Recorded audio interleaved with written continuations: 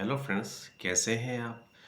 आज हम बताएंगे व्यक्ति को इंश्योरेंस लेने के लिए कौन कौन सी बातें आवश्यक है।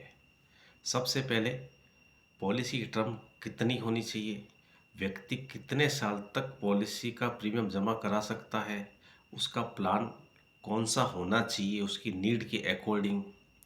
और चौथा है इलिस्ट्रेशन के बारे में भी आपको मैं बताऊंगा। इलिस्ट्रेशन का मतलब होता है कि जब कोई व्यक्ति पॉलिसी लेता है तो कंप्यूटर सिस्टम में व्यक्ति का नाम, एज और प्लान का नाम डिसाइड करके सबमिट करते हैं, तो उसका पूरा का पूरा पॉलिसी का जो प्रीमियम से लेकर 15 साल की, जैसे एग्जाम्पल के तौर पर 15 साल तक उसको जमा कराना होता है, तो 15 सालों की डिटेल्स उस इलिस्ट्रेशन में मेंशन होती है।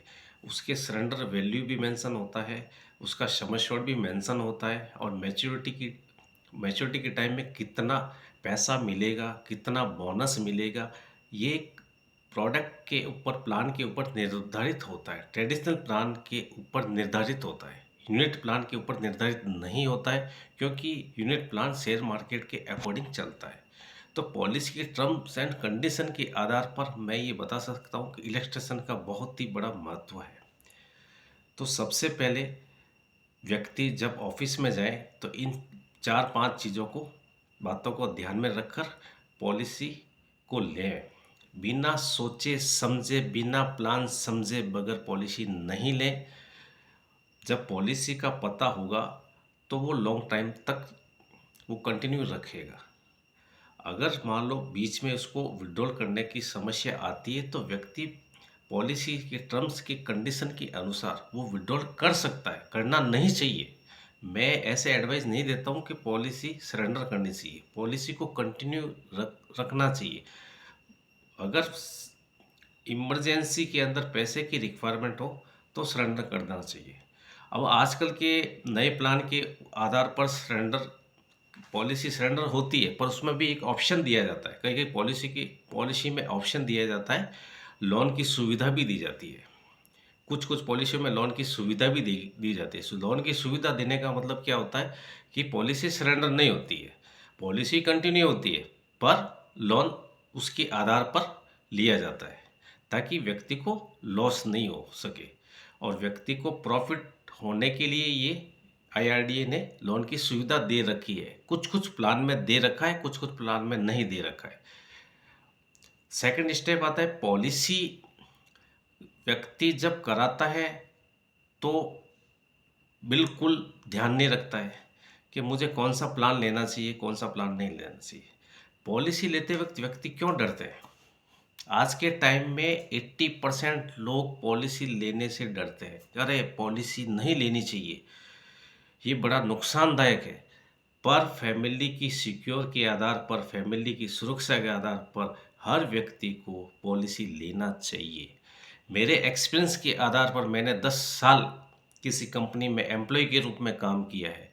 जब कस्टमर हमारे पास आते थे पॉलिसी लेकर कि सर हमने तो 3 साल भर दिया पैसा, अब मुझे विड्रॉल कराना है और मुझे प्रॉफिट लेना है कम, मतलब पॉलिसी का, तब जब हम उस पॉलिसी की डिटेल्स के बारे में उनको बताते हैं कि पॉलिसी की टर्म आपके 12 साल है, आपने 3 साल में विड्रॉल क्यों करना चाहते हो, तब व्यक्ति कहता है, जब कस्टमर कहता है कि सर मेरे रिलेटिव वाले ने ये कहा 3 साल जमा कराने के बाद चौथे साल में आप उसको विड्रॉल कर सकते हो, पॉलिसी का बेनिफिट मिल सकता है।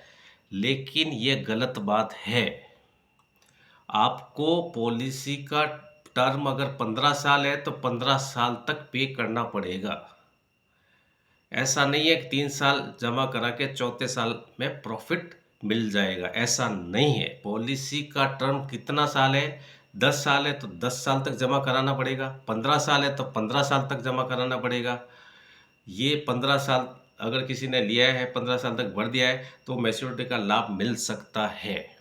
पर लेकिन आज के 80% जनता पॉलिसी के बारे में कुछ डिटेल्स में गहराई में नहीं जाकर के सिग्नेचर कर देते हैं फॉर्म पे बिना सोचे समझे, और उनकी मेंटेलिटी यही रहती है कि मुझे 3 साल या 5 साल भरना है फिर विड्रॉल करना है। ऐसा नहीं है सर।